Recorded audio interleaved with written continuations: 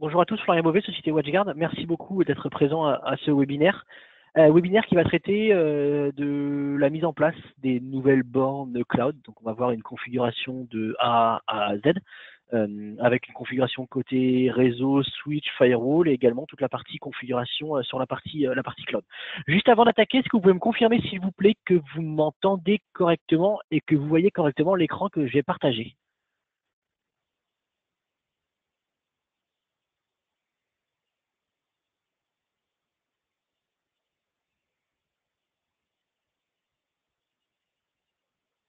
Ok, parfait. Merci de vos retours. Si vous avez des questions durant le webinaire, n'hésitez pas à les poser au fil de l'eau. J'essaierai d'y répondre. Juste avant d'attaquer, un petit point sur l'architecture. J'ai une WatchGuard AP 120 qui est toute neuve, sortie de carton. Elle est connectée à mon réseau, elle n'est pas encore activée, donc on a vraiment un mode de configuration proche potentiellement du vôtre, avec une borne qui n'a jamais été activée. Donc comme ça, on va voir les différentes étapes. Donc, pour débuter, il est nécessaire d'enregistrer la borne comme n'importe quel autre produit WatchGuard. Pour cela, on se connecte sur le portail partenaire WatchGuard, sur un compte client WatchGuard. Alors, pourquoi les deux?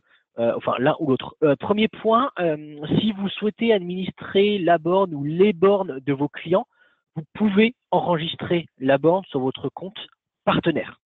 Maintenant, si le client souhaite administrer lui-même sa solution cloud Wi-Fi, par conséquent, il est nécessaire de créer un compte de type Customer et compte sur lequel on enregistrera la borne. Pourquoi ces deux points-là? Tout simplement parce que le compte qui est utilisé pour créer pour enregistrer la borne, c'est ce même compte-là qui va être utilisé pour se connecter au portail d'administration cloud. Okay. Donc moi ici, je vais me connecter sur mon portail partenaire WatchGuard en l'occurrence. Donc je vais ici dans la partie partenaire, j'arrive sur la page d'authentification et je vais simplement m'authentifier dans un premier temps, donc avec mon login, en l'occurrence, moi, mon login WatchGuard. Une fois que je suis connecté et que j'arrive sur l'interface WatchGuard, en tant que partenaire, je vais cliquer en haut à droite sur la partie Support Center. Okay. Et une fois cliqué sur la partie Support Center, j'ai un menu ici qui s'appelle My WatchGuard. Dans ce menu My WatchGuard, il y a deux points importants. Premier, c'est la partie Activate Product, menu au travers duquel je vais aller enregistrer ma borne. Et ensuite, j'ai une partie Manage Wi-Fi Cloud qui va me permettre, toujours en gardant mon login et mon mot de passe que j'ai saisi pour me connecter, de m'authentifier sur le portail cloud. Okay. Donc dans un premier temps, je vais déjà aller voir moi les produits que j'ai enregistrés, parce que je sais que j'ai quelques AP qui tournent, et pour ma nomenclature, du coup, je vais garder quelque chose de propre. Donc je vais simplement faire une recherche ici sur, hop, j'ai les AP 120, je ne sais pas ce que j'ai comme AP 120 d'enregistré. Ok, AP 120 et AP 320, j'ai quoi? Ok. Donc, du coup, je vais rester sur les AP 120, puisqu'en l'occurrence, moi, c'est une AP 120 que j'ai cloud ici, donc ce sera l'AP 120 numéro 3. Donc, pour l'enregistrement, My WatchGuard, Activate Product, et je vais simplement ici saisir le numéro de série de la borne. Donc, en l'occurrence, 13 AP 035 de C-1B4C. Je valide. J'espère que la borne n'a pas été enregistrée. OK. Donc ensuite, il me demande de lui donner un nom. Donc, je vais l'appeler FBE underscore AP120 underscore 3. Je valide. J'accepte ici les termes et conditions d'utilisation. Je valide. Et logiquement, ma borne va être enregistrée dans mon portail. Donc, ça prend toujours un petit peu de temps, cette étape d'ajout dans la base. Mais a priori, ma borne n'était pas enregistrée, donc c'est plutôt bon signe. On va la laisser finir. Donc voilà, donc on laisse finir. Donc étape ici où ma borne est en cours d'enregistrement et ma borne a été correctement enregistrée, donc enregistrée le 2 juin et j'ai 3 ans, en l'occurrence moi c'est une borne NFR, donc j'ai 3 ans de licence ici, Live Subscription NFR et Wi-Fi Cloud. Okay. Donc une fois que cette partie est faite, j'ai envie de dire sur le portail WatchGuard, vous n'avez plus rien à faire. Ok. Si je reviens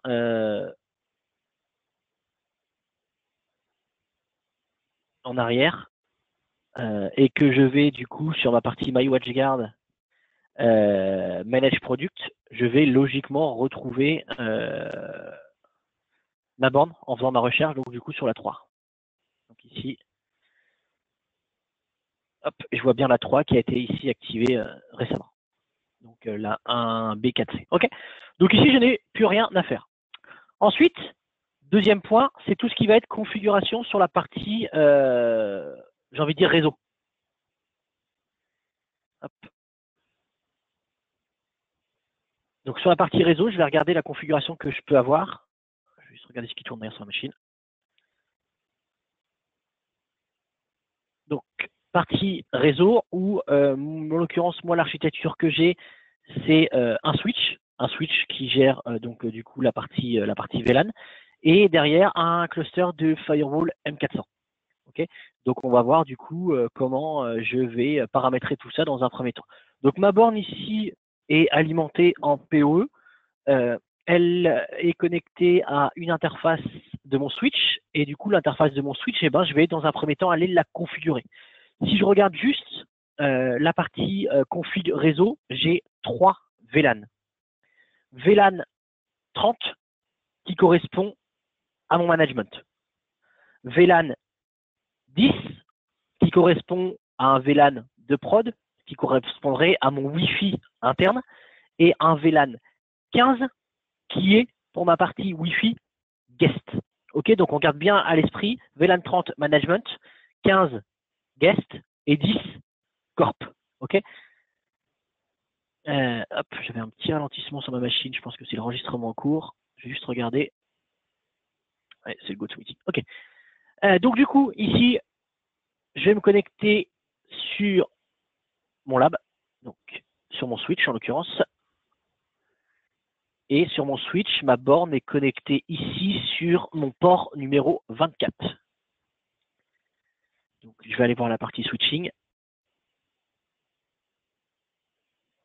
Hop. Je vais aller dans la partie VLAN. Donc on voit bien le 30 l'admin, le VLAN 18 pardon le LAN et le 15 guest. D'accord, et 10 DMZ, mais voilà. Donc en gros ça sera pardon 30, 15 et 18.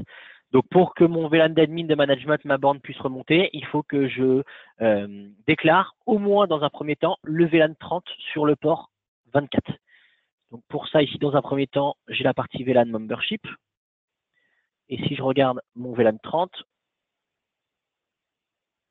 je vois bien que mon port 24 ici est sur le VLAN 30 en non tagué. Pourquoi je le mets en non tagué? Tout simplement parce que ma borne, elle ne sait pas pour l'instant qu'elle est manageable via le VLAN 30. Ma borne, elle est sortie de carton, elle n'est pas à jour en rien, elle est juste connectée au réseau. Donc si je le mets en tag, ma borne ne récupérera pas d'IP, par conséquent, elle ne pourra pas sortir sur Internet. Okay, par contre, ce que je vais pouvoir faire, c'est mon VLAN 18, je vais pouvoir, lui, sur le port 24, le mettre en tag. D'accord? Et mon VLAN 15 guest, je vais pouvoir également le mettre en tag sur le VLAN, sur le port 24. D'accord? Donc ça, c'est fait. Et puis après, si je regarde juste la partie PVID, mon port 24, ici, donc il est en 30 et VLAN member 15, 18 et 30. Ok, et tag en 15 et 18, c'est parfait. Donc ça, c'est ma configuration réseau. Donc en gros, un port, 3 VLAN, 2 tagués, 1 non tagué dans un premier temps. Et puis derrière, du coup, j'ai ma configuration sur mon firewall. Donc pour ça, je vais me connecter à mon firewall.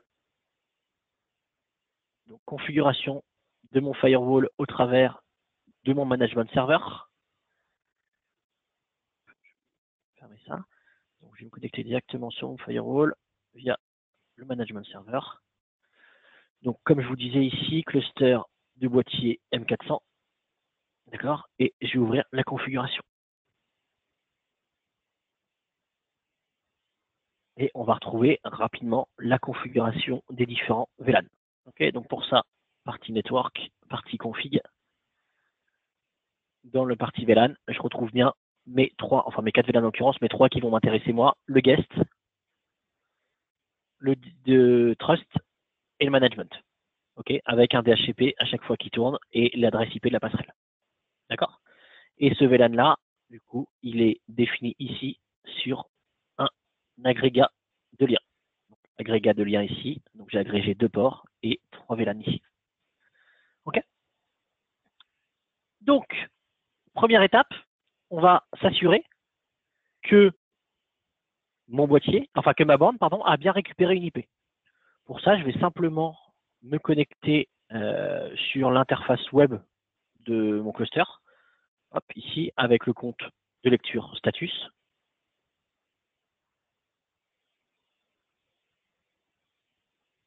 Et puis, on va aller voir dans dans le bail DHCP, voir ce qui se passe. État du système, beau DHCP. Et donc, ma borne, si je regarde, elle a une MAC adresse qui se termine en B63F. Donc, est-ce que j'ai... Oui, j'ai bien du B63F ici. Donc, je vois bien que ma borne a récupéré une IP 30.13 sur le VLAN 30. Je vais m'assurer également que la borne est bien joignable. Je vais faire un simple ping dessus. Ma borne répond bien, donc elle est bien connectée au réseau. Donc ça, c'était le premier point. Donc, VLAN déclaré au niveau du switch, VLAN déclaré au niveau de mon firewall. Ma borne récupère bien une IP. Maintenant, on va aller un petit peu plus loin et on va créer une stratégie pour que ma borne puisse accéder à Internet. Pour ça, depuis la version 11.12, on a une règle qui est créée par défaut. Si je vais dans la partie package filter, j'ai une règle qui s'appelle WatchGuard Cloud Manage Wi-Fi. Ok, donc cette règle-là existe. Elle autorise depuis ma zone trusted les connexions vers domaine Mojo Networks, Cloud Wi-Fi, Redirector Online, SpectraGuard et Airtight Networks. D'accord? Et cela sur 2 ports. Port 443 HTTPS et port 3851 UDP. C'est ultra important que ces 2 ports-là soient ouverts.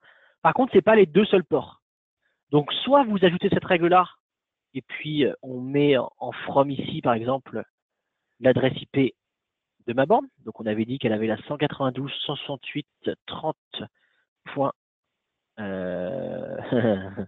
Qu'est-ce que je vous ai dit?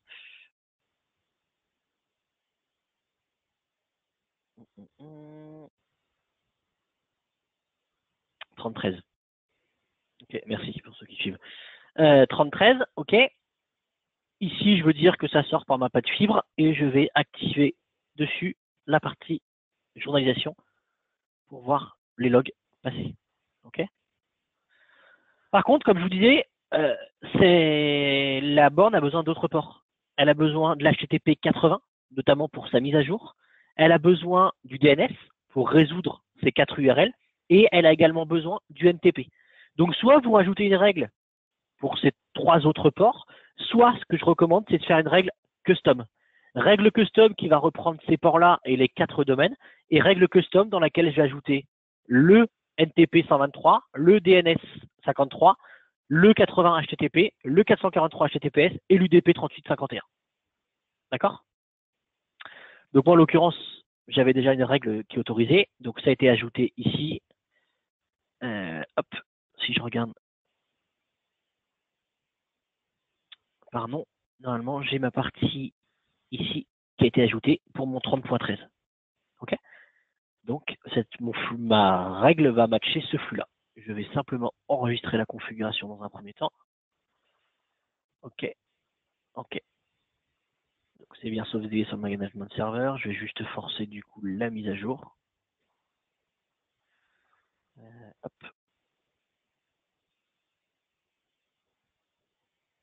Donc, je force ici la mise à jour. Et je m'assure que donc 14h15 aujourd'hui, ça a bien été poussé. Donc du coup, maintenant, je vais regarder dans mon Traffic Monitor, dans mon Firebox System Manager, voir si ma borne tente bien de communiquer avec la partie cloud. Donc, pour ça, Traffic Monitor ici. Je fais une recherche sur 192.168.30.13 et on va voir si la borne communique. Pour l'instant, elle ne communique pas des masses. Est-ce qu'elle sortirait par une autre règle? Hop.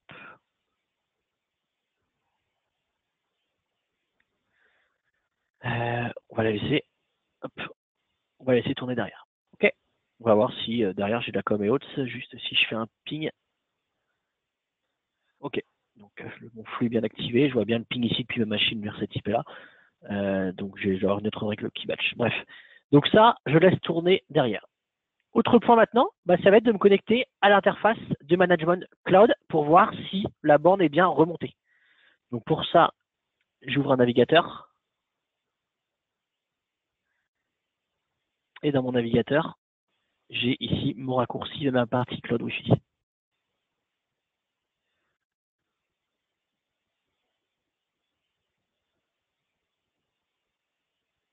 Ok, donc j'arrive sur le portail ici, je vais m'authentifier donc avec mon compte, en l'occurrence WatchGuard.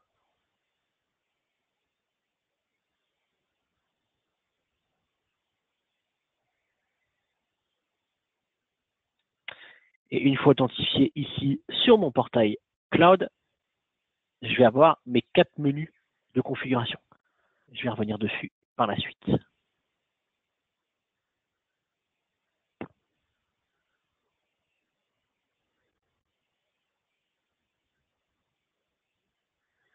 Question, pouvez-vous répéter les ports à ouvrir en plus? Donc on a la règle par défaut qui autorise le 3851 UDP et l'HTTPS en 443.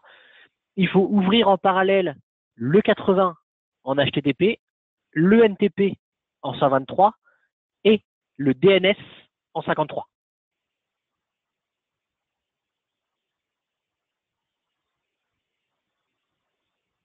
Okay.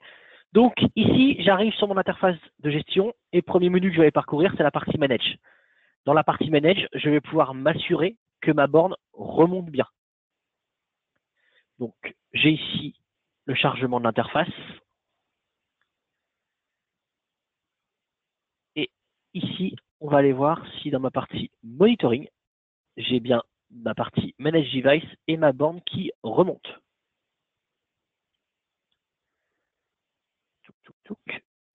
Et donc là, ouais, elle remonte bien là. Donc j'ai bien ma borne ici qui communique et qui remonte dans ma console. Donc la borne s'appelle en l'occurrence ici avec son petit nom par défaut WatchGuard 2 EB63F qui correspond à la fin de la MAC adresse. On voit qu'elle a bien récupéré une IP en 30.13, on voit bien que c'est un modèle AP120 et on voit également par défaut que la borne a le template. D'accord? Donc jusque là tout va plutôt bien.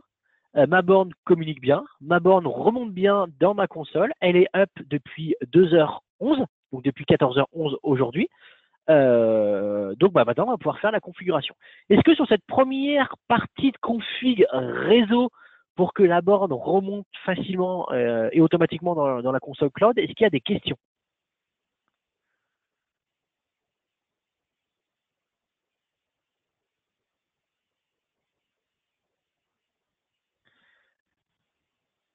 Alors, juste sur l'agrégat. Ouais, alors l'agrégat, Philippe, l'agrégat c'est juste une architecture à moi, ça n'a rien à voir avec la partie cloud ici.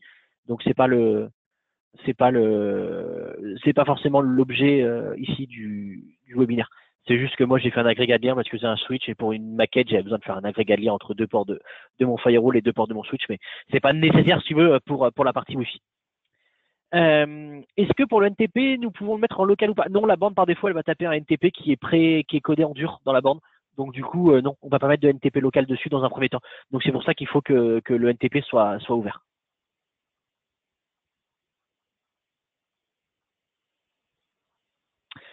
Hop, je regarde, a priori pas d'autres questions. Ok, donc du coup, premier point ici, vous voyez que la borne quand elle remonte, j'ai un petit warning. Le warning m'indique ici que la borne n'est pas à jour. Donc on voit que la version du serveur en 8.0.581, ok, et on voit que ça ne matche pas avec l'équipement.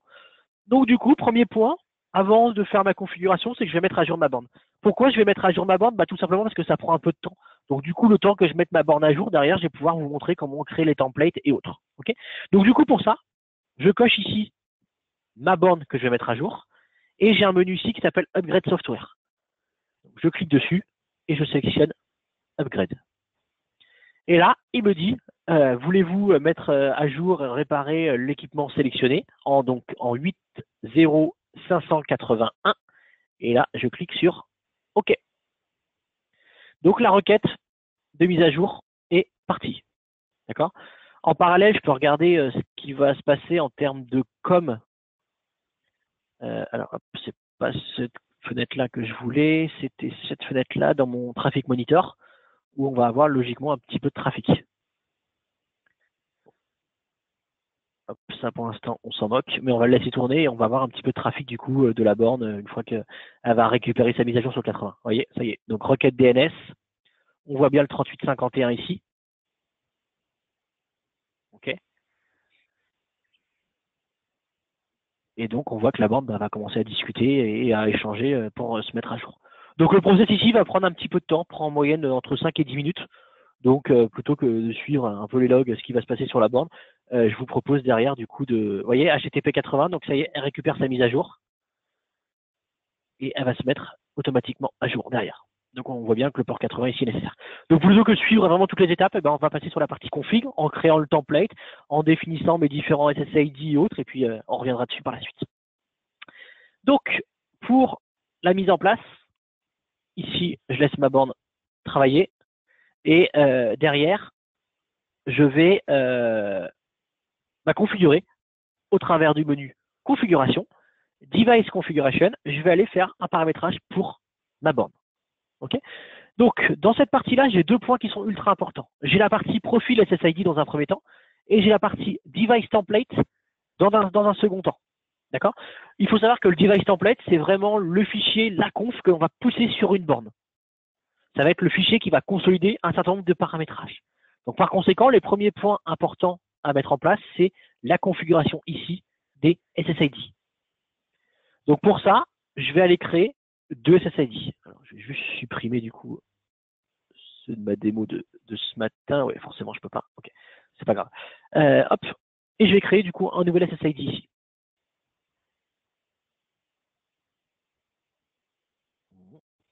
Donc, dans un premier temps, il faut que je donne un nom à mon profil SSID. Donc, je vais l'appeler hop, webinaire, WatchGuard, Corp.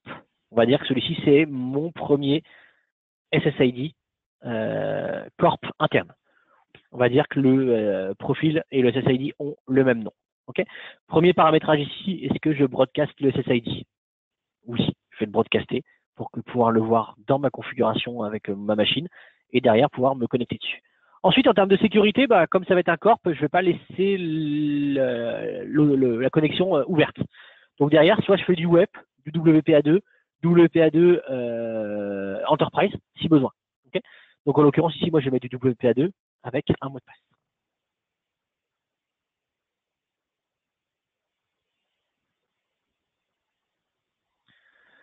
Ok, si besoin de voir le mot de passe, je peux cliquer ici et je le verrai.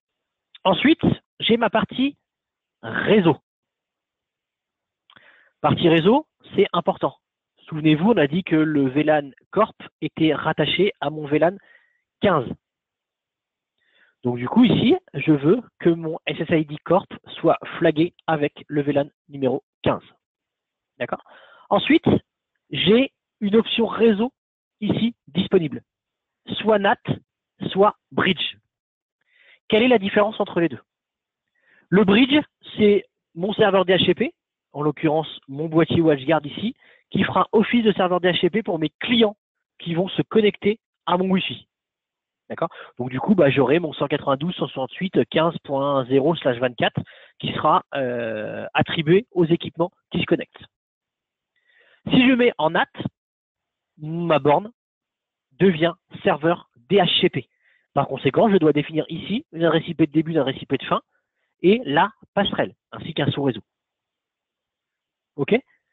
Donc ici, moi, je le laisse en mode bridge. C'est mon boîtier derrière qui fait office de serveur DHCP avec le VLAN qui va bien. Ensuite, j'ai la notion de portail captif. Est-ce que le portail captif est nécessaire sur, ici, mon SSID Corp? Non. Par conséquent, l'utilisateur, une fois connecté, avec l'authentification WPA2, accédera aux ressources auxquelles il peut accéder via mes règles firewall. D'accord? Mais pas besoin d'avoir une autre authentification derrière. Le reste, Firewall, est-ce que c'est nécessaire? Ça peut être nécessaire si vous n'avez pas de firewall, WatchGuard ou autre derrière. C'est-à-dire que la borne est posée, connectée à Internet, mais que vous voulez segmenter entre VLAN 1, VLAN 2. Bref, vous pouvez créer des règles firewall, soit qui autorisent explicitement un flux, soit qui bloquent explicitement un flux.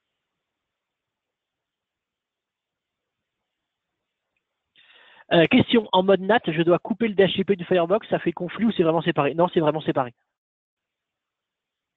Donc on peut très bien avoir le DHCP de la box, enfin du Firebox qui tourne pour la partie management. Comme ça m'évite de fixer l'IP sur mes bornes. Et puis derrière, avoir un DHCP donné par la borne pour mes équipements device mes clients qui vont se connecter en Wi-Fi. Donc le firewall, en l'occurrence, moi je ne l'active pas ici. Et puis après, j'ai du paramétrage, du SSID scheduling. Par exemple, est-ce que je veux que mon SSID soit diffusé uniquement sur les heures ouvrées ou à contrario uniquement la nuit? D'accord. Par conséquent, je peux très bien dire ici que pour mon SSID Corp, il est visible uniquement entre 9h et 20h. Ça, je peux le faire. Okay, je peux également aller plus loin avec la notion de traffic shipping et QoS. Je peux très bien limiter ou garantir la bande passante sur ce SSID-là. Et puis après, je peux mettre derrière mes différents débits. D'accord. Je peux également faire de la priorisation pour la voix, pour la vidéo et autres, et puis derrière, potentiellement le marquage. Okay, donc ça, c'est toutes les configurations que je peux mettre directement au travers du SSID. Une fois que cette partie est faite ici, je valide simplement ma conf. Et là, je vois que j'ai mon webinaire WatchGuard Corp qui a un SSID qui porte le même nom, pas très original, mais on voit le webinaire WatchGuard Corp ici en WPA2 VLAN. En l'occurrence, c'était pas le VLAN 15, mais le VLAN 18. Donc, on va le modifier. Hop.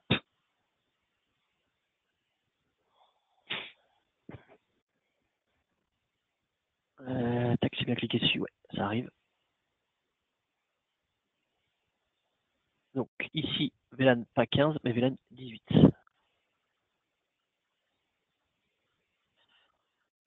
Ok, et je sauvegarde. Alors, hop, je vois qu'il y a deux petites questions. Charles, le portail captif est-il embarqué dans la borne ou dans le boîtier WatchGuard? Ah, il en est l'autre. Le boîtier, le portail captif est embarqué dans le cloud. On va le voir juste après. Deuxième question, est-ce que le portail captif, c'est le portail avec des tickets pour des clients externes? Non. Ça, c'est le hotspot qui est intégré au boîtier. Je peux le coupler avec le boîtier, mais du coup, j'ai pas besoin de la partie cloud Wi-Fi pour ce portail et pour gérer mes bornes. C'est-à-dire que j'ai juste besoin d'avoir une borne et mon flux qui passe sur mon boîtier WatchGuard et je mets en place la partie portail hotspot. Là, on va vraiment créer un portail captif cloud avec des types d'authentification qui n'ont rien à voir avec un simple ticket comme on l'a en local. On va voir qu'on a des fonctionnalités beaucoup plus avancées. Okay, justement, j'y viens à cette partie-là. Donc du coup, je vais créer un nouveau profil Wi-Fi, un nouveau profil SSID. Okay, et sur ce profil SSID, ça va être maintenant mon guest. Donc, je vais reprendre les noms que j'avais créés. Je vais juste remplacer le corp par le guest. Corp guest. OK. Hop. Et le SSID, je vais mettre le même nom. Hein, voilà. Par contre, là, en termes de sécurité, je vais être avec une sécurité ouverte. Pourquoi je vais mettre sécurité ouverte? Tout simplement parce que mon utilisateur, une fois authentifié, il va être redirigé à le portail. Donc, ça ne sert à rien que je lui mette en plus un deuxième mot de passe. Je pourrais très bien le faire et dans certains cas, ça a du sens. Okay, par exemple, vous avez un Wi-Fi guest ouvert, vous êtes potentiellement des locaux qui sont sur le bord d'une rue et autres, les gens qui passeraient devant vos locaux pourraient se connecter au Wi-Fi et par conséquent profiter de votre connexion. Là, on pourrait mettre potentiellement une double authentification. Une première pour accrocher le réseau, se connecter, et puis derrière une deuxième authentification via mot de passe, via ticket, via voucher, via réseaux sociaux ou autres, pour qu'ils puissent surfer. Ok, donc là, moi, en l'occurrence, je vais le laisser ouvert ici. Le VLAN, donc on avait dit que le guest VLAN 15, je reste en mode bridge. Et là, par contre, ça va changer avec le portail captif. Portail captif,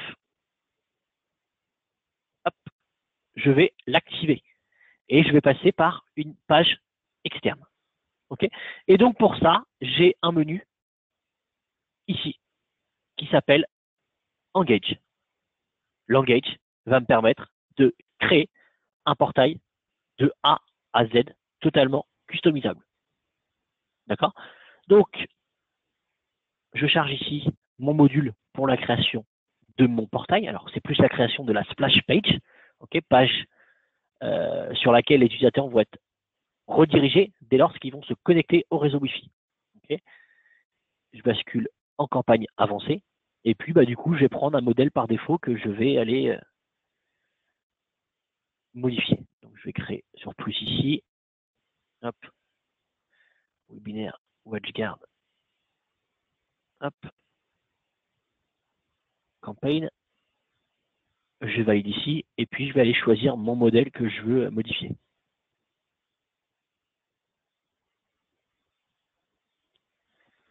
Ok, donc j'ai mon webinaire ici. Par défaut, je n'ai aucune page dedans. Donc, je vais aller simplement ajouter une page qui va me servir de modèle. Bon, je vais reprendre celle que j'ai l'habitude de prendre, hein, à savoir ici l'hôtel classique. C'est une page que j'aime bien, et puis en plus j'ai du contenu pour le modifier, donc ça va le faire. Donc là, j'arrive sur cette page-là, et cette page-là, bien évidemment, moi, ça n'a aucun rapport, si vous voulez, avec WatchGuard. Donc du coup, je vais le modifier quelque peu. Premier point, c'est que je vais aller modifier la page de fond. Pour ça, je vais charger une image.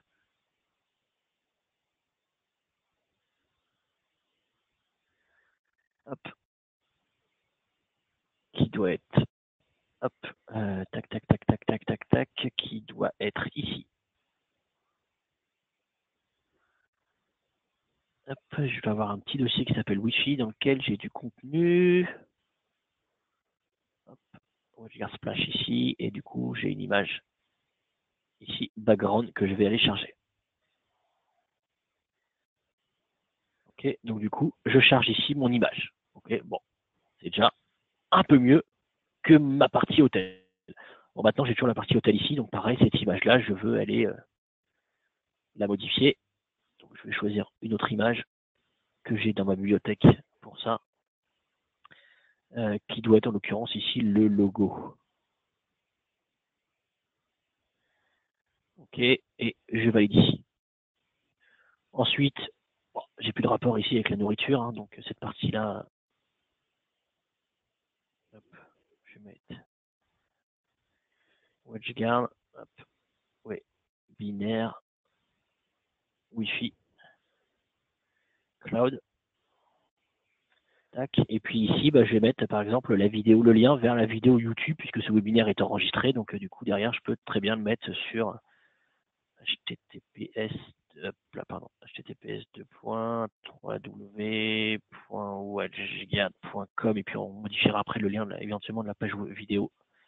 Et je veux modifier également ici, hop, le texte. Le texte, je veux que ce soit hop, vidéo, voilà, démo, allez hop, démo, et du coup, je veux également que la couleur change, donc je vais le mettre en blanc, d'accord, et la couleur de fond, je veux que ça soit fondu, non, pardon, hop, transparent, d'accord, et du coup, je vais valider ici, voilà. Donc du coup, vous voyez, j'ai simplement modifié le contenu, démo ici, je clique dessus, je serai redirigé vers la vidéo ou autre qui sera ensuite publiée. Ok, derrière ici, je peux modifier le contenu, donc si besoin, je vous mets mes coordonnées. Ok, donc, hop, florian.beauvais@watchguard.com et slash 0622 31 non, pardon. Hop, ça c'est le perso, 0621 74 39 73. On va le mettre à la ligne comme ça. Voilà. Ok, bon, après, vous voyez, vous avez compris le mode de fonctionnement. Je peux changer n'importe quel type de contenu. S'il y a besoin, je peux remonter, décaler et autres, bref. Ok. Ensuite, je vais avoir ici la partie authentification. Cette partie authentification, je vais pouvoir m'appuyer sur différents types, soit du réseau social, soit un formulaire, soit du SMS, bref, on va le voir comment on le modifie. Donc déjà, je modifie ici, hop, profiter du Wi-Fi sécurisé. Okay, et je vais aller modifier ici ma partie d'authentification. Donc pour ça, c'est ce qu'on appelle les plugins. Donc différents plugins. Premier point, ça peut être un guestbook. Qu'est-ce que c'est que le guestbook? Le guestbook, c'est un menu qui va vous permettre, par exemple, de définir à l'avance des utilisateurs. Et derrière, ces utilisateurs-là recevront par SMS ou par email leur login et mot de passe. Ça peut être très utile dès lors que vous savez, par exemple, que vous avez une réunion qui est prévue chez vous dans 10 jours, que les gens qui vont venir se connecter vont forcément avoir besoin d'accès à Internet. Plutôt que de générer des comptes à la volée, vous préparez la chose et vous leur envoyez par mail leur login et leur mot de passe. Okay. Ensuite, je vais avoir la partie SMS. Les utilisateurs qui n'ont pas de réseaux sociaux, qui n'ont pas de compte sur un réseau social, peuvent s'authentifier et recevoir un code via SMS. Donc, je vais pouvoir choisir le SMS. Moi, en l'occurrence ici, j'ai couplé ma solution Cloud Wi-Fi WatchGuard avec le service de SMS qui s'appelle Twilio, qui est un service 100% cloud. Ok. Donc, si besoin pour le mettre en place, n'hésitez pas à me contacter. Je vous donnerai deux, trois tips. Ok. Ensuite, j'ai la partie formulaire web. Je peux très bien dire qu'un utilisateur va s'auto-enrôler sur la partie web. Par contre, il faut absolument qu'il me fournisse son login, enfin son prénom, son nom de famille, son adresse mail et son numéro de téléphone. Ce sont les informations mandatories pour qu'un utilisateur puisse s'authentifier. Ok. Ensuite, je peux le faire via réseaux sociaux. Réseaux sociaux au travers de Facebook, Twitter, Google+, non, LinkedIn et Instagram. J'ai possibilité de choisir également Foursquare, mais en l'occurrence, ça n'a pas d'intérêt. Ok. Donc là, je valide. Puis après, je peux faire l'authentification via entre guillemets la partie vidéo, le polling ou Radius ou autre, mais je vais rester sur ces choses plutôt simples. Et là, je valide. Je valide et j'enregistre ici. Donc, j'ai enregistré. Je donne un nom à ma splash page et derrière, je vais aller la publier dans un portail. Donc, ma splash page ici est définie, elle est sauvegardée. Derrière, je vais la publier dans Cloud. Comme ça, elle est sauvegardée. Si j'ai besoin de la réutiliser par la suite, je peux très bien la réutiliser. J'aurai aucun souci. OK. Maintenant, je vais aller créer mon portail. Et c'est ce portail-là, du coup, qui va me générer une URL. Et l'URL, je la renseignerai au niveau de mon SSID guest. Donc, pour ça, je passe par le menu ici, Analyze. Et dans le menu Analyze, j'ai un menu qui s'appelle Portals.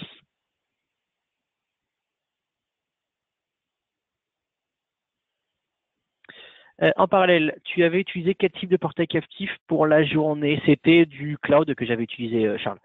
J'avais fait une configuration cloud ici, j'étais absolument pas à passer par la génération des coupons. Dès lors que tu as l'auto-enrollment, c'est forcément la partie cloud. Donc ici, sur la partie portail, je vais aller créer un nouveau portail et je vais aller renseigner la page que je viens de créer. Okay. Donc je crée un nouveau portail ici. Hop, donc du coup, je vais rien faire de transcendant. Hein. Je vais garder webinaire guest. Enfin, hop, WatchGuard. Je vais virer ce caractère-là. Hop, je le renseigne là. Je vais mettre éventuellement un mot de passe. Hop, pour sécuriser entre guillemets. Et puis derrière, on avait dit qu'on faisait l'authentification via Facebook, via Twitter, via LinkedIn, via Insta, et via SMS et via formulaire web. Okay. Derrière, je valide. Je valide et je vais aller dans ma campagne et je vais aller choisir ce que je viens de créer, à savoir la partie webinaire WatchGuard campaign. Et là, je retrouve ma page que je viens de créer. Je sélectionne simplement et je fais Save. Une fois que c'est sauvegardé, je retourne sur ma liste des portails et je vois ici que j'ai mon portail qui a été généré au travers d'une URL. Il faut savoir que cette URL-là est statique.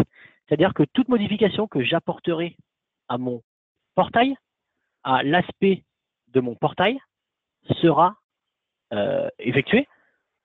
Mais par contre, derrière, l'URL reste inchangée.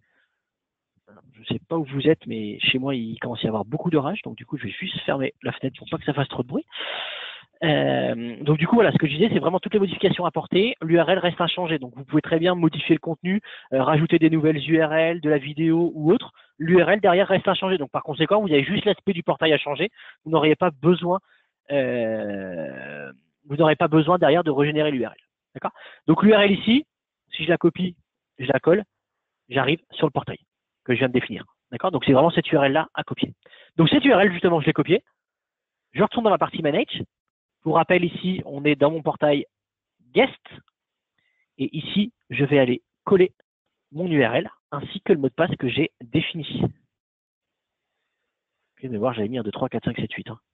Rien de très sécure. D'accord? Donc ça, c'est fait. Ensuite, ici, vous avez deux informations à renseigner. Wallet Garden et Authentication Site. À quoi ça correspond? Tout simplement, il faut ici que je renseigne les URL et les services pour lesquels l'utilisateur n'a pas besoin d'être authentifié pour accéder. En effet, là, j'ai mis en place l'authentification via Facebook. Derrière, je vais forcément avoir une communication avec Facebook. D'accord? Donc, si je n'autorise pas Facebook ou mon utilisateur à communiquer avec Facebook pour s'authentifier, l'authentification ne fonctionnera pas. Donc, en gros, ici, si je veux, c'est des whitelists de sites pour lesquels je n'aurai pas besoin d'être authentifié. Alors, vous allez me dire, OK, il y en a plusieurs, mais lesquels? Bah, tout simplement, ici, dans ma partie Engage, je retrouve mes informations ici, dans la partie Wallet Garden. Et là, je vois donc pour la partie wallet, j'en ai deux. Pourquoi j'ai watchguard.com? Tout simplement parce que dans le contenu de mon site, de ma page que j'ai publiée, j'ai mis l'URL watchguard.com. C'est-à-dire que les utilisateurs qui sont redirigés vers le portail, ils peuvent quand même accéder à mon site watchguard.com sans être authentifiés. D'accord? Donc je copie cette partie-là. Je fais un add ici et je colle. Okay? Et je vais faire de même pour la partie Authentication Site ici. Donc là, c'est vraiment la partie authentification, donc Facebook, LinkedIn, Twitter et Instagram. Je fais un coller ici. Et je valide. Je peux faire une redirection ici. Donc un http://www.watchguard.com. D'accord? Et puis, derrière, je retrouve le même paramétrage. Mettre en place du scheduling, du firewall, du traffic shipping ou de la QoS. Donc, je peux retrouver les mêmes paramétrages. En l'occurrence, je vais le laisser ici par défaut. Et je valide. Donc là, j'ai mes deux portails qui sont créés, mes deux SSID qui sont créés, Corp et Guest. J'avais une erreur dans l'adresse de redirect. Qu'est-ce que j'ai fait? J'ai mal tapé WatchGuard.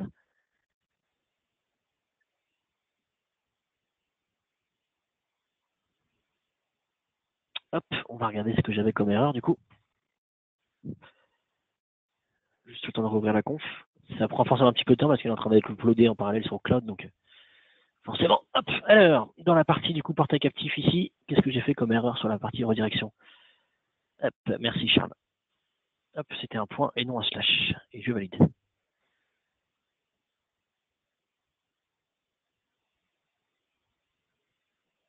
Oh, Palo Alto, non, je n'ai pas marqué Palo Alto, non. C'est pas des concurrents, Palo Alto. Bref, donc là j'ai défini du coup mes deux SSID. Maintenant, je vais condenser ces deux SSID là sur un profil. Donc pour ça, je reviens en arrière sur la partie Device Configuration. Et là, je vais donc plus créer cliquer sur SSID Profile, mais sur la partie Device Templates. Et là, du coup, je vais créer un nouveau template.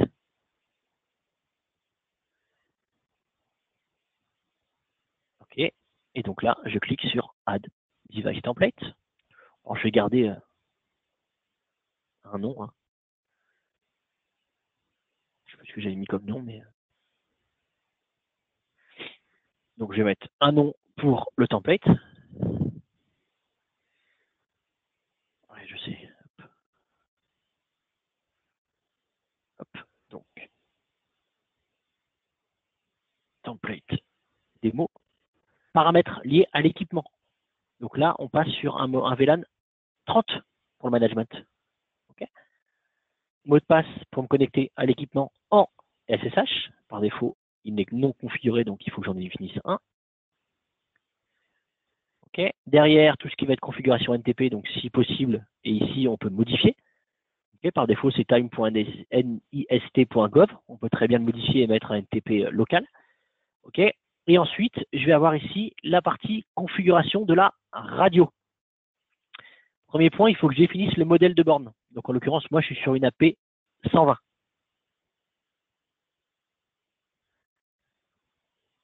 Ok, donc du coup, AP 120, je suis en 2.2, je suis en dual radio.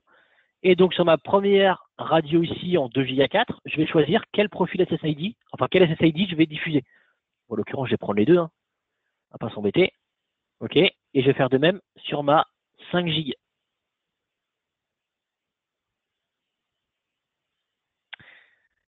Je valide et je valide également ici. Et là, mon template est créé. Mon template est créé. Il s'appelle template underscore démo. Et une fois que ce template est créé, du coup, je peux revenir sur la partie monitoring. Je vais pouvoir voir si ma borne a fini de se mettre à jour. OK. A priori, elle est à jour, ici. Et au lieu de lui appliquer le template par défaut API TMPL, je clique simplement dessus et je lui applique mon template démo. Et je valide. Donc la borne ici va potentiellement redémarrer, va récupérer la configuration, donc il y en a à peu près pour 1 minute. Là, j'ai un pin-T en parallèle qui tourne sur la borne. Et puis, on va attendre un tout petit peu et puis on va voir la borne, comment elle va remonter. Okay. Est-ce que vous avez des questions en attendant que le template soit appliqué sur la borne?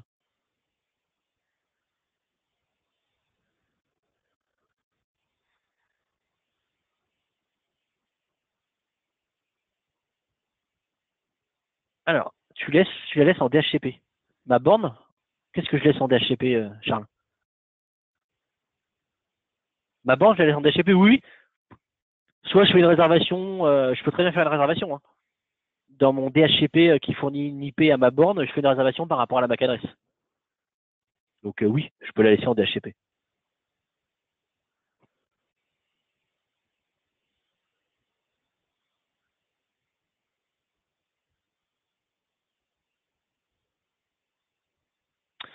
Alors, pour ma part, j'ai raccordé ma borne directement sur une patte du Firebox déclarée en VLAN où j'ai les mêmes ID VLAN sur le cloud et sur le Firebox. J'ai créé des stratégies 80, 443, 38, 51, 80. Il manque le NTP. J'ai bien accès au SSID Wi-Fi, mais il ne me renvoie pas de DHCP sur le cloud. La borne ne remonte pas. La borne communique avec le cloud, Philippe, parce que par défaut, si tu as déclaré différents VLAN, quand tu branches ta borne sur un VLAN qui plus est tagué, la borne ne sait pas qu'elle est sur un VLAN tagué. Donc du coup, ta borne ne communiquera pas. Elle récupérera peut-être pas d'IP ou autre. Donc je pense qu'il y a un problème de communication ici sur la partie réseau.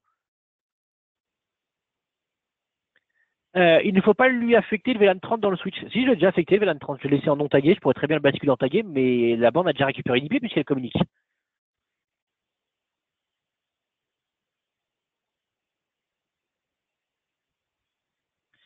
Pas d'interface en direct via le LAN. Pas d'interface en direct via le LAN. Qu'est-ce que c'est que ça? Charles. Non, pas d'interface HTTP. Elle n'est pas accessible en HTTP ni HTTPS. Il n'y a pas d'interface web dessus. Il n'y a pas de serveur web dessus.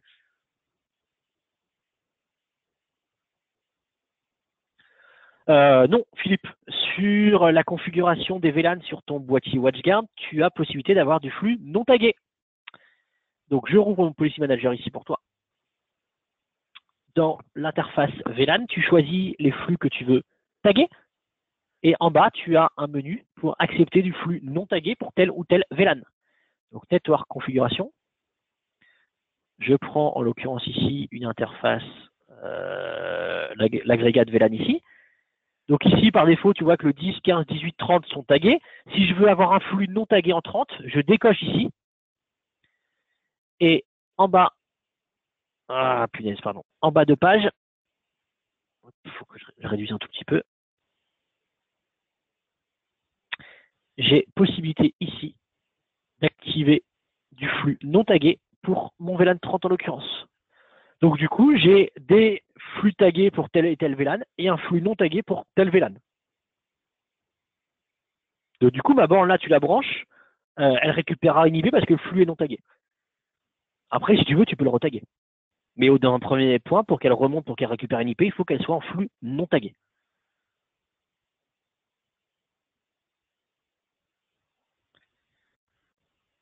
Non, pas d'interface web, full cloud, oui.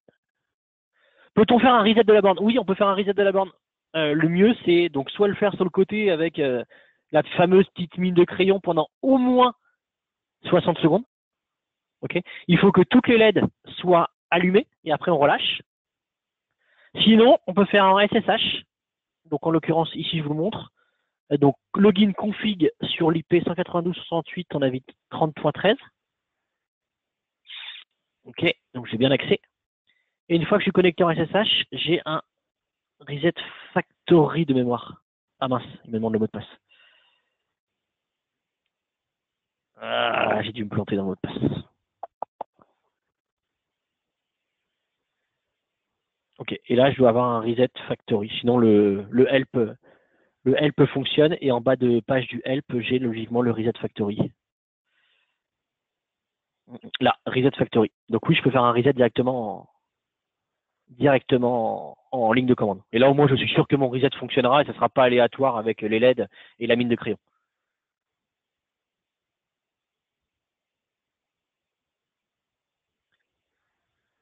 Normalement c'est config par défaut.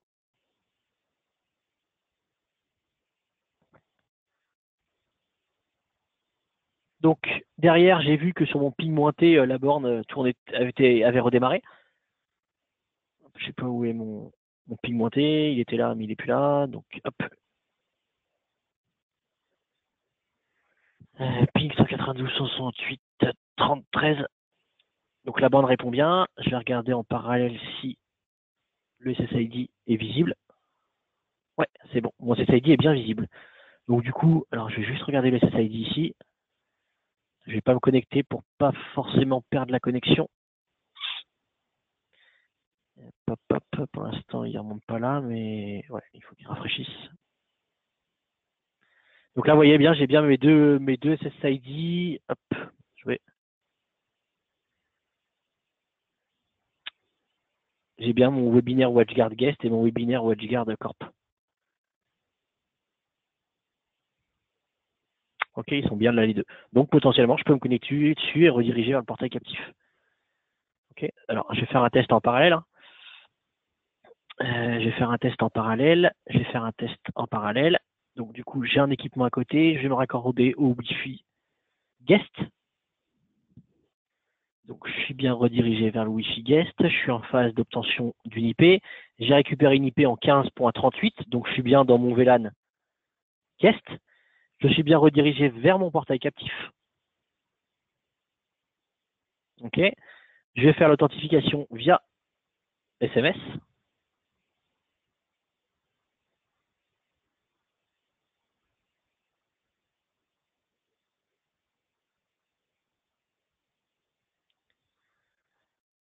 Ok. Donc du coup, j'ai fait le demande de SMS.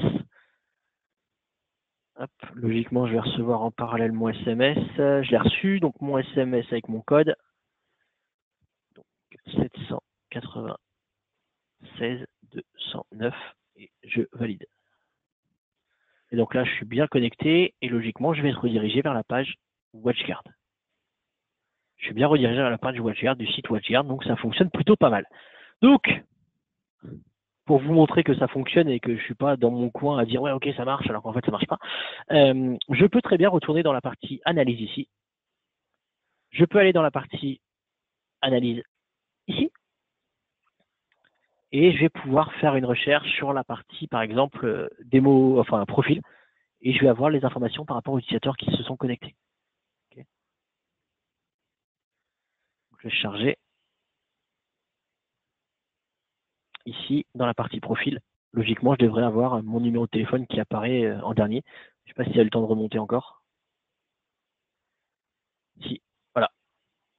Hop. Aujourd'hui, à 2h54, donc à 14h54, j'ai eu l'authentification en 06 21 74 39 73. D'accord. Et si j'agrandis ici, je vais bien sur mon portail WatchGuard Guest que je viens de créer. Donc ça fonctionne. Vous voyez qu'en termes de déploiement, on a mis 55 minutes à mettre en place la partie cloud Wi-Fi, configuration réseau, réseau local, firewall et derrière configuration sur la partie cloud. Donc en soi, c'est pas très très très compliqué à mettre en place.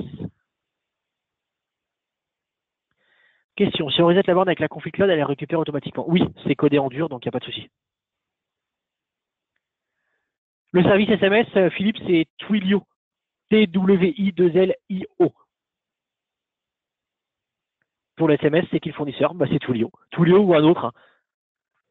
Ou un autre. Après, c'est un service que vous couplez avec votre partie WatchGuard, donc vous pouvez le choisir. Si je retourne ici dans ma partie portail, j'ai la configuration SMS possible. Donc si je reprends par exemple mon portail guest ici, dans la configuration des plugins, j'ai une notion ici de SMS.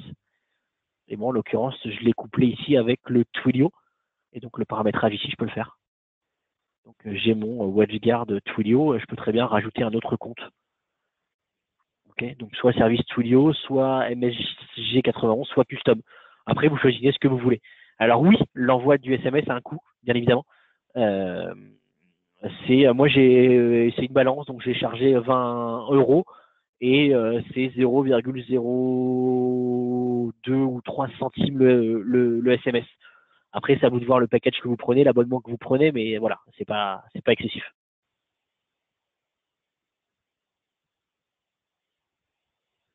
Alors, si plusieurs bornes Wi-Fi avec le même profil, il y a du roaming, bien sûr. Bien sûr. Le but ici d'avoir créé un template, c'est par exemple, tu fais remonter 4, 5, 6 bornes qui sont dans un même bâtiment pour un même client, tu appliques le template à toutes les bornes et automatiquement, il y aura le roaming qui sera fait. Et pour l'envoi du SMS, la config, elle est ici, donc il faut vraiment déclarer un compte SMS et ensuite le renseigner. Lorsque l'on reset les bornes, elle récupère son firmware d'origine? Oui, normalement, oui.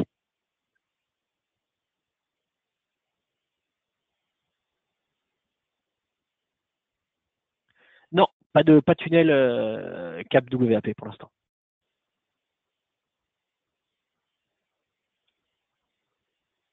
Est-ce que vous avez d'autres questions sur cette partie config? WDS, qu'est-ce que tu entends par WDS, Charles?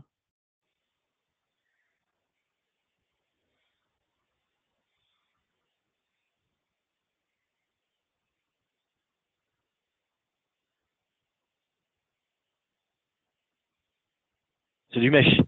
Oui, on a le mesh. Avec la partie cloud, on a la possibilité de faire du mesh. Tout à l'heure, quand j'ai fait la partie manage ici et que j'ai déclaré dans la partie config profil SSID, j'ai une notion de profil mesh. Donc oui, je peux faire un réseau mesh entre deux bornes ou plusieurs bornes. C'est-à-dire que je vais avoir une borne qui va être classée comme route et les autres bornes seront, elles, en type mesh, donc elles seront interconnectées via une onde radio sur la borne route.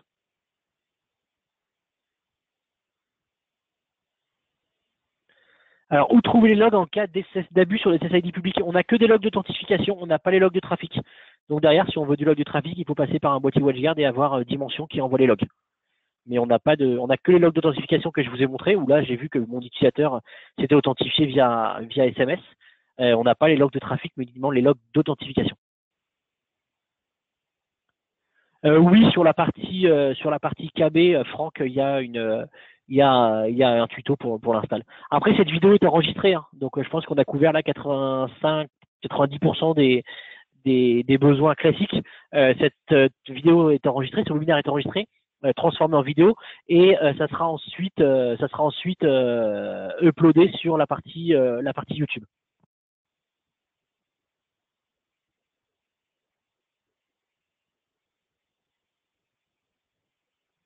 Alors même avec une très vieille version de firmware, il n'y a pas de très vieille version de firmware. La borne, c'est des bornes récentes, la partie cloud est sortie au mois de septembre.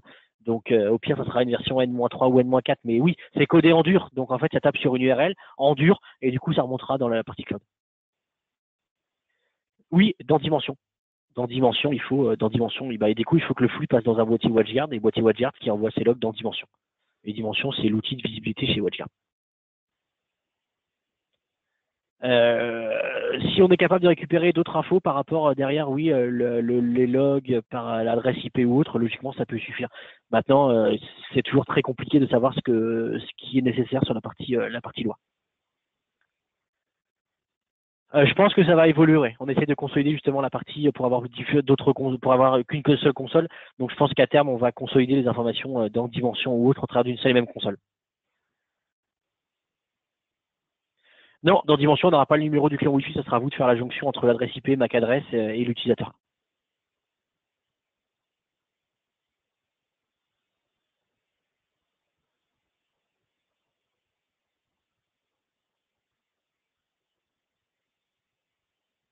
Bien sûr, sur la Dimension hébergée, tu peux tout à fait le faire. Ouais. Et non, pas, il faut forcément un boîtier WatchGuard. Hein. Aujourd'hui, Dimension ne sait recevoir des informations que d'un boîtier WatchGuard. Donc par conséquent, il faut un boîtier WatchGuard. Non, on ne peut pas relier la borne à Dimension.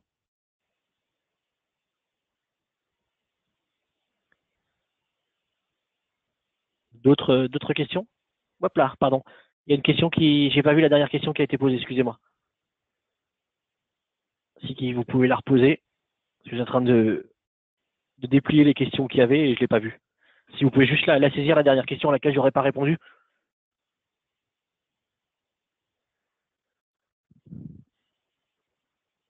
Il faudra voir pour les configs hôtels avec un maillage de bornes Wi-Fi existant pour la partie WIPS. Ouais, mais là, c'est pas l'objectif de ce webinaire-là, mais on pourra voir sur la partie WIPS. Pour info, la partie WIPS, c'est le Wireless Intrusion Prevention. En gros, être capable de sécuriser un réseau Wi-Fi de sécuriser un réseau Wi-Fi qui, avec des bornes aujourd'hui non WatchGuard et mettre quelques bornes WatchGuard pour sécuriser vraiment le réseau contre les attaques outre. Faut-il obligatoirement de la maintenance sur la borne pour pouvoir la gérer sur Cloud Wi-Fi? Oui, dès lors que la borne n'est plus sous maintenance, par conséquent, l'abonnement Wi-Fi ne fonctionne plus, par conséquent, la borne n'est plus gérable sur la partie cloud. Par la suite, on ne pourra pas non plus récupérer les logs sur un dimension hébergée.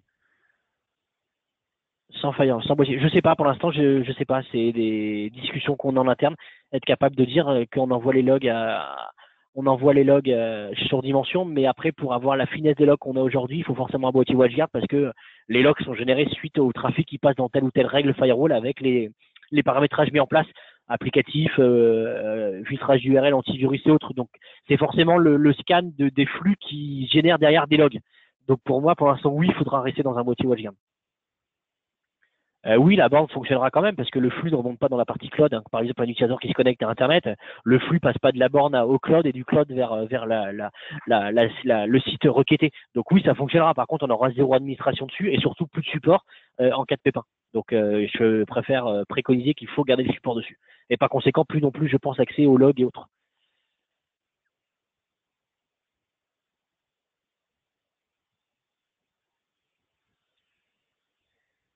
Oui, mais la notion de firewall fonctionne, enfin le flux fonctionne sans aucune notion de firewall activée. Donc pour l'instant, c'est pas le même niveau de firewalling que l'on peut avoir avec un boîtier WatchGuard. On peut relier, bien évidemment. Moi, en l'occurrence, ma borne là passe par un boîtier WatchGuard. Hein. Donc Franck, ma borne passe par un boîtier WatchGuard, donc du coup, j'ai un niveau de log qui est assez important, ouais. Non, plus de config non plus, Benjamin. C'est ça, pas de gestion, mais le flux, c'est ça, elle passe, mais elle n'est pas gérée. Après, une borne cloud peut être gérée par un boîtier WatchGuard, mais par contre, du coup, on perd toutes les fonctionnalités avancées, portail captif, template et autres. On reste dans un mode d'administration classique comme on l'a depuis maintenant quelques années. On peut voir la borne dans le boîtier, tout à fait. Si je fais une découverte, on va voir que j'ai une borne qui est sur mon réseau, mais qui est gérée par la partie cloud. Pour ça, dans la partie network, gateway wireless controller ici, dans mon point d'accès, si je fais une découverte, je vais voir qu'il va y avoir une AP 320 et éventuellement une AP 120 qui vont remonter et qui vont être gérées non pas par mon boîtier WatchGuard, mais en cloud managed. Voilà. Donc là, j'ai mon AP 320 de prod hein, et j'ai mon AP 120 que j'ai utilisé pour ce webinaire-là et voilà, elles apparaissent, mais elles ne sont pas gérées par mon boîtier WatchGuard. Elles sont gérées par le cloud.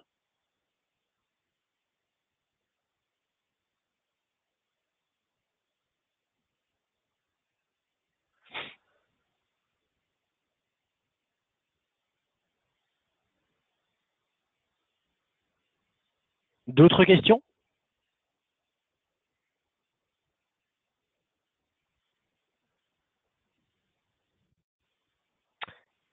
Ok, bah écoutez, si vous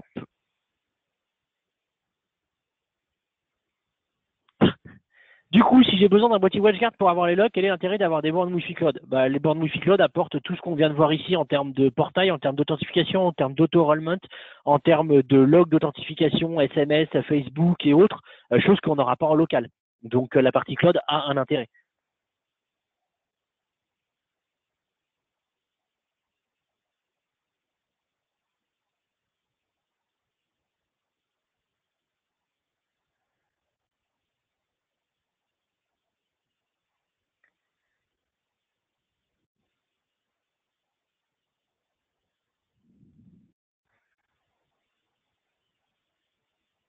Oui, le lien de la vidéo, je vous l'enverrai.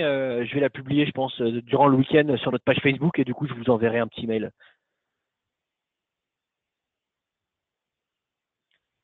Je vous enverrai un petit mail avec le lien. Voilà, il faut vendre le package global.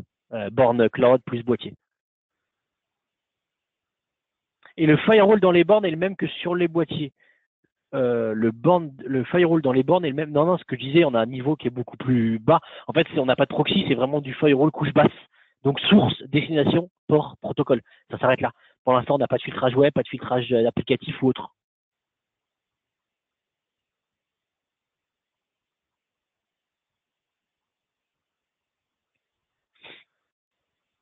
Ok, écoutez, si vous avez des questions qui viennent par la suite, mon adresse mail, florian.beauvais@watchguard.com. Poussez-moi un petit mail et du coup, je répondrai avec plaisir. À terme, ça serait bien un produit qui fasse tout en autonome. Qui fasse tout en autonome.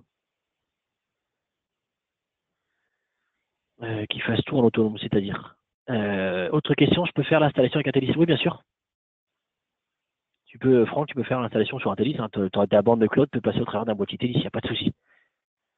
Firewall Lite plus log, oui. Encore une fois, on travaille dessus pour avoir une notion. La partie firewall va évoluer puisqu'on va mettre en place un contrôle applicatif dans une prochaine version. Donc on travaille dessus pour avancer. Les clients guest sont-ils isolés? Tout dépend comment tu as fait ta configuration, mais si tu as fait une configuration par différents VLAN, oui, logiquement, un VLAN ne communiquera pas avec un autre VLAN. Après, il sera peut-être nécessaire de mettre une règle firewall pour isoler les deux VLAN.